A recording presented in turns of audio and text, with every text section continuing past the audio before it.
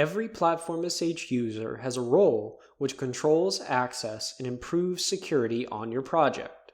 Different roles are authorized to do different things with your applications, environments, and users.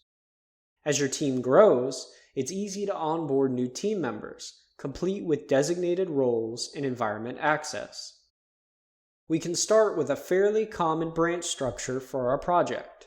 We have our production site on the master branch, as well as a primary staging environment where changes sit for final pre-merge review.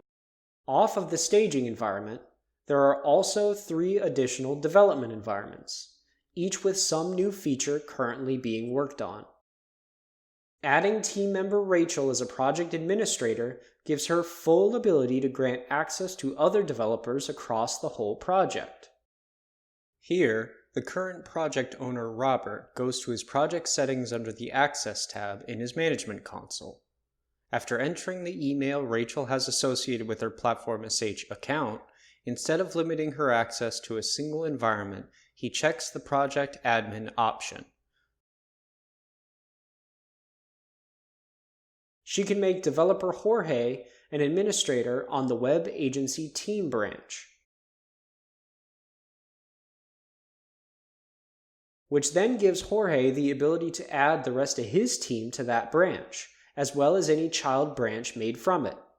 Here we can see Jorge creating 2 environments for each of the developers on the web agency team he wants them to work on.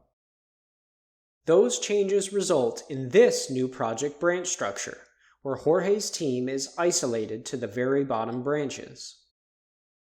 You have control over which developers can collaborate on which environments, and onboarding a new developer only requires that they add their SSH keys to the Platform.sh management console.